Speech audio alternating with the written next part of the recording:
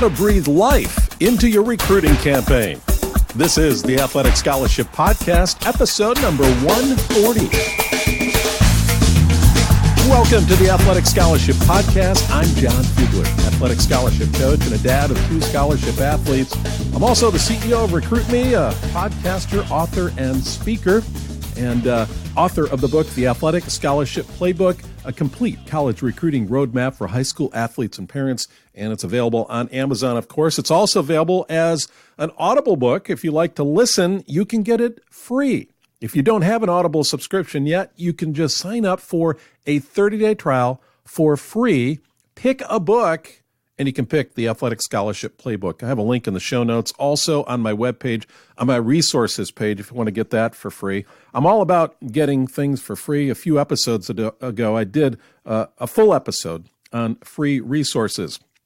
Another one I've been offering is the Recruiting Power Pack. It's downloadable. You get it immediately. First steps to an athletic scholarship, when and how to use video. And the third thing is the player profile or resume template. You get that at recruitme.com. I want to just put a plug in, too, for RecruitMe 3.0. It is the best step-by-step system, the new RecruitMe Athletic Scholarship System. Very economical. Go get it at recruitme.com/system. That's recruitme.com/system.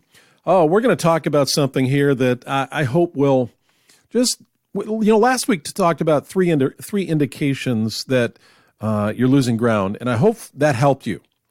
This week, I want to take that further and help you breathe life into your recruiting campaign, whether it's reviving it or you're getting started and this is a jump start. A lot of what I will have to share in this episode is about reviving it, about taking it from where you are now, and maybe you've lost steam, maybe you are losing ground. How can you breathe life into this? How can you revive it so it can be fresh again? We're going to talk about that in this episode. And I got to tell you, recording this before the final game. So as I record this, I don't know who is the new champion, college basketball, but you do. And this episode coming out the day after that happened. Hey, let's get into a tip. I like to give you a tip every episode from the Athletic Scholarship Playbook. And here it is about making a positive first impression. You'd be surprised how many people do not send intro letters or emails, but only a resume. I believe that the short cover letter or email these days gets a coach's attention by telling the student athlete's story. It personalizes it. It also shows that you have something on the ball because you're doing what a lot of other athletes don't do. Positive first impression. Keep that in mind. That's from page 47 of the Athletic Scholarship Playbook. Here we go. Let's talk about how you can breathe life into your recruiting campaign. You might be at the point now, and I know the end of the school year is pretty close. We're talking next month for most states, most school districts, and you might be wearing out. But let me see if I can turn that around for you and give you some things that will help revive this campaign of yours. First of all, I've got 3 things. I always have 3 things, don't I? Next episode, I have 7. I'll tell you more about what's coming up in the next episode. It's totally different than what you've heard recently on the podcast. But here we go. 3 things to breathe life into your recruiting campaign. First of all, review and renew. I call it review and renew. What that is, you want to review and renew your plan. Plan? Yeah. In this thing, this is high-stakes stuff, folks. This athletic scholarship pursuit. This is probably the biggest decision you've ever made in your life. And it will be your biggest decision for several years to come, I believe.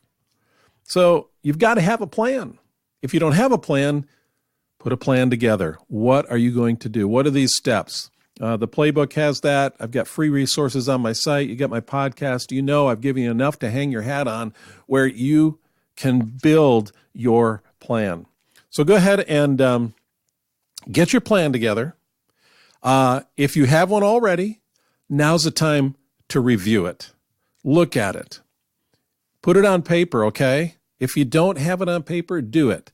Put those things on paper that you need to do from here till making that final school choice. You may not know everything, but have some bullet points and dates. Put dates that you want to get some of these things done. Of course, the immediate future, you can put more dates down than, say, something a year or two down the road.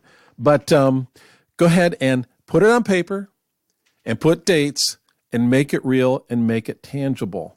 And then look at it and say, hey, we're committed to this. I'm committed to this. Here's where I'm going. Now, then you've got something else that is number 2. This is kind of get it up to the next notch. Now you've got your plan together. You've reviewed it, and you're renewing it. So that step is this. Call a team meeting. Point number 2, to refresh, to breathe life into your recruiting campaign, call a team meeting. What's that all about? Well, all the stakeholders in this process, everybody who's been involved with you in this process, the key people, okay? Your parent or parents, of course, the athlete, parent, your athlete needs to be involved in this. You're not just running the show and telling him or her what to do. If you have a tutor, an academic tutor, have your tutor get involved in this team meeting. This is not just an athletic experience and process. It's academic as well. If you have a coach who has shown special interest in making sure that you do this process right and has come alongside and said, I want to help you out, then get your coach involved. Maybe your club coach. It may be a friend who's not your coach at all, but in some cases, it may be even a competing team's coach. That happens. You got people outside your own school that are rooting for you and see that you have talent and they want to make sure you succeed. You might have, if you're say a runner, maybe you got an instructor. Maybe you take running lessons from a coach, an instructor. Maybe if you play baseball, your hitting instructor, your pitching instructor, all these people, all the stakeholders. Who are the other stakeholders that are part of your process here and part of your life, academic and athletic? If you can, get them all together and have a team meeting. All right? And at that team meeting, make commitments. Make commitments. What will your parent do? What will the athlete do? What can your tutor do? Your coach, your instructor, who? All these people, can they do something? Now, it's of course it's better to work together, and that's the idea behind this, to breathe life into it. You're not isolated anymore. You're working together as a team. Even if it's a team of 2, you may say, well, it's just me and my dad. Then do it. You are the team. You are the stakeholders. I'm not saying you have to have 10 people or 5 people. It could be just 2 of you. But the point is you're not doing this isolated anymore. You're coming together. You've reviewed and renewed your plan. Now you want to call a team meeting so you can put that plan back into action. You want to revive it. Third thing is that you want to lean into your successes. What do I mean by that? Well, make a list of your successes in this recruiting process. I know you've had at least 1 or 2. You might have a dozen of them. What are those successes? If you've been going at this for a year, you may have lost sight of that. Go all the way back to the beginning. What are some of the wins that you've had in this process? And then also in the other column, list your failures. What are some of the failures you had? Some of the difficulties, some of the disappointments. So you got the good things, you got the successes, you got the bad things, you got the failures there. And my advice to you is to lean into the successes and repeat them. Lean into the successes and repeat them. If a year ago you sent out 10 emails and you got 5 responses, but you haven't sent any emails out since, hey, repeat that process. Imagine sending 10 more emails out this week and getting 5 responses in a couple weeks. That will breathe life into your recruiting campaign for sure. Whoa. Okay, so lean into the successes and repeat them if you can.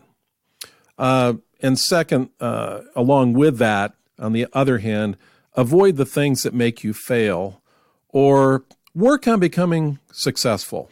It just is, it depends on where you're at on that and what the situation is, what that failure is, okay?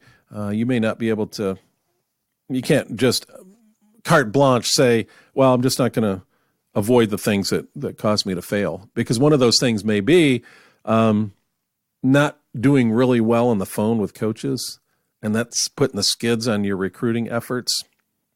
Well, breathing life into your recruiting campaign will involve being a better conversationalist with coaches. All right, so maybe parent, you can work with your son or daughter to help them on that, do some role playing. You be the coach that's calling and help them work through this process. But so as you think about your failures or things that have really you've not done too well in, go ahead and avoid those things or work on them. If you can't avoid them and it's just part of the process, work on them. So those are the three things that you can do to revive or jumpstart the recruiting process for you, your recruiting campaign. I call it a campaign. You got to look at it that way. Got to have some energy in it. You got to have some goals. You got to move together. You got to have a campaign team. So that's why I call it a campaign. You want to review and renew your plan. Put it on paper with dates. Second, you want to call a team meeting, even if it's a team of two. And third, lean into your successes. Look back on things that worked for you and do them again. So those are three things you can do to breathe life into your recruiting campaign. You can revive it or jumpstart it. Even if you're just getting started, some of these things will be helpful. But mainly for those who are already in the process, that's what this is directed for. Hey, I want to tell you about my recruiting masterclass. If you would go online to recruitme.com, and under resources, I've got a free 45-minute video masterclass, step by step to your athletic scholarship dream. A great starting point. Go ahead and check that out. That's really valuable, as well as the freebie that I have on my homepage, the Recruiting Power Pack. That's downloadable. I'm selling stuff, but I got so much out there that's for free. A lot of people camping there. I hope you've taken advantage of those things. And of course, this podcast comes to you every Tuesday. I think 98% of the time I get it out on Tuesday. Well, that's it for this week. I'm giving you back 2 minutes, all right?